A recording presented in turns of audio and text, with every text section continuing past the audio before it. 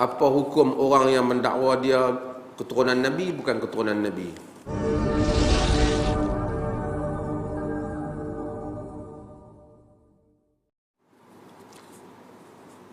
Apa hukum orang yang mendakwa dia keturunan Nabi bukan keturunan Nabi? Ni macam-macam. Lah ni orang macam-macam kan. Habib lah, apalah. Saya tak apalah. Kita pun Habib ni ingat dia Habib jual ke apa. Kaya ingat kan. Tengok bila yang jadi keturunan Nabi ni. Dulu masa kawangan kita tak keturunan Nabi, baru jadi. Lah ni banyak sangat. Tiba-tiba ujung tu ada macam-macam gelaran. Ini pun satu masalah. Nabi dalam hadis Bukhari, Nabi kata, "Man idda'a qauman laisa lahu fihim falyatabawwa maq'adahu minan nar." Siapa yang mendakwa satu kaum sedangkan dia bukan dalam golongan tu. Dia kata dia keturunan tu. Kita pun tak kira, orang biasa, kita bukan anak kawan tu, kita tengok ada peluang boleh dapat harta pusaka, kita pergi mengaku kita anak dia. Siap tempat duduk di dalam neraka. Macam mana orang yang dakwa dia keturunan Nabi sallallahu alaihi wasallam sedangkan dia bukan keturunan Nabi. Kemudian kalau dia dakwa dia keturunan Nabi pun, itu semua bukan tanda dia boleh buat apa pun okey. Siapa pun dia mesti mengikut sunnah Nabi SAW. Tak memada dengan keturunan seperti mana yang kita sebut.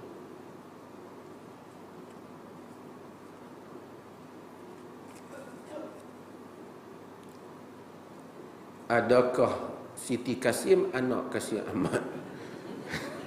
Apa punya soalan? Tahu saya bukan lah. Tak ada kaitan lah. Kira kita bunyi Kasim, dia Kasim semua kan. Tu tak tanya adakah dia anak Kasim Selamat. Orang kita.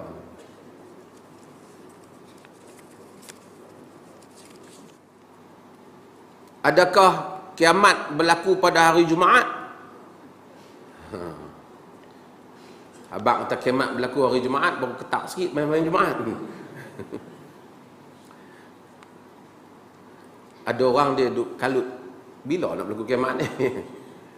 Tapi soalan dia, adakah kiamat berlaku hari Jumaat? Kiamat di dalam hadis yang diriwayatkan oleh Imam Muslim, Nabi SAW, Nabi kata, khairu yaumin tala'an alaihi syamsu yaumul jum'ah. Hari yang terbaik, yang terbit matahari ialah hari Jumaat.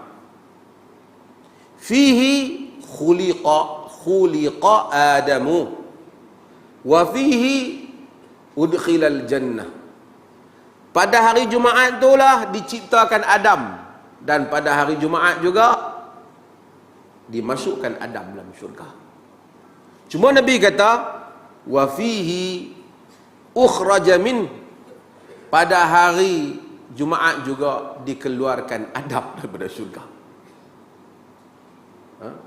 Cipta Adam ni, kita jangan faham cipta Allah Ta'ala tunggu hari Jumaat. Tuhan tak ada hari kata. Dia yang menciptakan hari. Hari ni dia bukan sama. Kalau kita bila baca hadis, hari tak sama. Satu hari di dunia, 1000 hari di akhirat. Satu hari di akhirat, 1000 hari di dunia. Tak sama. Hari ni kita kira berdasarkan kepada pergerakan matahari. Sebab tu Nabi SAW sebut tentang hari-hari ayyamud dajjal, hari-hari kedatangan Dajjal. Yaumun kasana, satu hari. Dajjal ni 40 tahun, 40 hari dia duduk.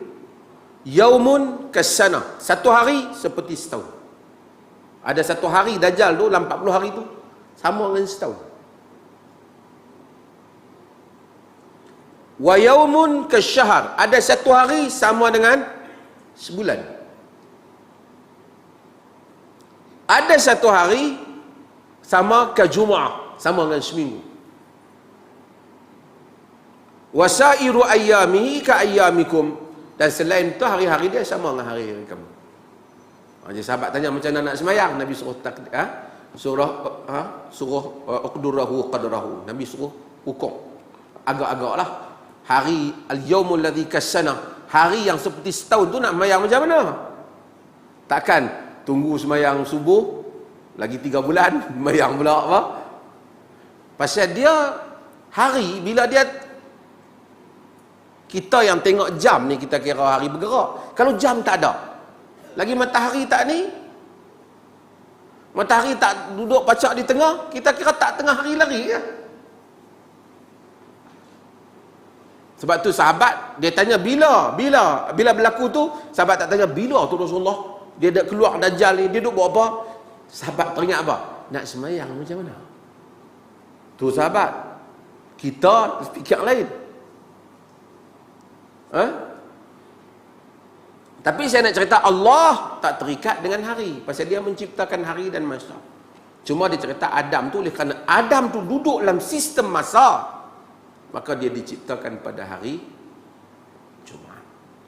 Dia dimasukkan dalam syurga hari Jumaat, dikeluarkan juga pada hari Jumaat. Kemudian Nabi kata wala taqumus sa'atu illa fi yaumil jumu'ah, dan tidak akan berlaku kiamat melainkan pada hari Jumaat. Jadi kiamat pada hari Jumaat. Siapa-siapa yang balok main-main Jumaat tu, dengarlah elok. Tadi kita duk bincang pasal perkataan balok. Apa perkataan yang lebih sedap nak digunakan supaya hilangnya penyakit malas? Malas ni satu benda yang saya sebut selalu, tuan-tuan. Kita duk fikir bagaimana nak memerangi kemalasan. Malas. Malas ni bukan cerita orang Perlis je. Negeri lain pun balas macam tu juga. Tapi dah kita cerita hak negeri kita lah. Ada kilang di Perlis ni, tak nak sebut lah kan. Tuan-tuan tahu Perlis berapa banyak yang kilang. Ada kilang di Perlis ni, dia perlukan pekerja 5,000. Orang yang miskin, yang tak ada kerja, lebih kurang semua, lebih kurang 4,000 Perlis ni. Artinya kalau mereka tu semua main kerja, tak ada orang yang menganggur di Perlis ni. Tapi yang dikatakan malas itu, penyegan, ataupun dalam bahasa yang sopan, balok, itu penyegan itu ialah, tu maaf lah, orang bagi orang nak suruh pergi kerja, dia kata saya tak boleh pergi kerja pasal saya tak ada kenderaan. Bagi motor, dia jual motor. Lepas tu dia habaq anak dia ambil, tak buat balik, hantar van pergi angkut dia pergi kerja. Dia tak mai ke van tu. Lain kali dia buat apa? Mai beratok minta zakat. Tu yang kata pemalas ni. Ada orang miskin disebabkan memang peluang tak ada pada dia. Tapi ramai orang yang miskin juga kerana pemalas. Ini benda yang kita kena sedarkan orang Islam, kena pesan. Tak ada buat apa dalam hidup ni, nak kata zikir pun tak ada. Tu yang saya kata. Tuanku Raja Muda boleh buat hijrah minda hari Jumaat. Berapa kali kita cerita. Pergi ke masjid-masjid hari Jumaat, lepas Jumaat, bagi sikit taklimat, bagi, lepas tu dia ambil bantuan zakat. Kerana dia berdaftar, dia susah. Ada tu imam cerita kat saya tadi, tu imam tak mau sign, kata dia ni susah, ketak nak tumbuk tu imam. Bukanlah orang polisnya masalah ni di mana-mana, tapi saya cerita je lah hak berlaku. Hari Jumaat tu patut dia kena mai sembahyang Jumaat. Tapi oleh kerana dia biasa tak mai, dia duduk biasa wakil, dia wakil kepada bini dia untuk sembahyang Jumaat hari tu. Bila beratok mai semua orang lelaki, 3-4 orang perempuan. Kita tanya mana pergi suami? Dia tak mai, dia wakil saya. Nak kata pergi kerja tak? Duduk di rumah.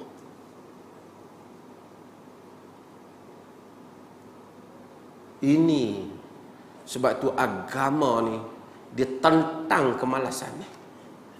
Saidina Umar hukum dalam riwayat pukul orang hak duduk di masjid duk berzikir tak habis kerja. Inna sama la tuntiru bidzahab. Langit tidak menurunkan emas. Pergi kerja. Kalau tak pergi kerja, duit di bank 300-400 ribu dah tak apalah kan. Duk relax. Tak nak kerja apa. Tak apalah. Tu pun patut orang kerja lah. Sekurang-kurangnya pergi membaca, duduk, pergi buat kajian. Malas semua. Malas berfikir. Fikir pun malas. Saya malas nak fikir. Ada orang dia malas nak fikir. Lepas tu dia kata saya balok nak fikir. Dia malas nak fikir. Sebab tu dia tak mau fikir. Apa yang berlaku dalam masyarakat dia, apa yang dia tengok. Dia tak produktif, dia tak tahu apa yang berlaku. Kita kena tentang sikap yang macam ni. Tak boleh maju mana-mana umat pun selagi mana ada orang balas. Mau beratok depan masjid lepas Jumaat sebat 5 rotan orang yang malas. Betul. Kadang-kadang saya fikir kalau satu orang tu dia memang malas kerja, dia tak patut dapat zakat. Melainkan dia memang sakit, dia memang duduk di kursi dah, tak larat, memang teruk sangat dah. Yang tu dia dapat zakat dah. Tapi kalau dia pergi kerja, kita kata macam ni, pergi kerja. Kerja pun gaji sehari RM7, pergi kerja. Baki tu zakat bagi, lebih pada tu. Tapi kerja tu perlu. Tak bekerja itu punca kita menjadi lemah. Malu kau. Orang Jepun malu kalau dia satu orang tak ada kerja. Dan keluarga dia. Dan kita pun ada anak-anak, suruh mereka buat sesuatu. Pergi buat sesuatu.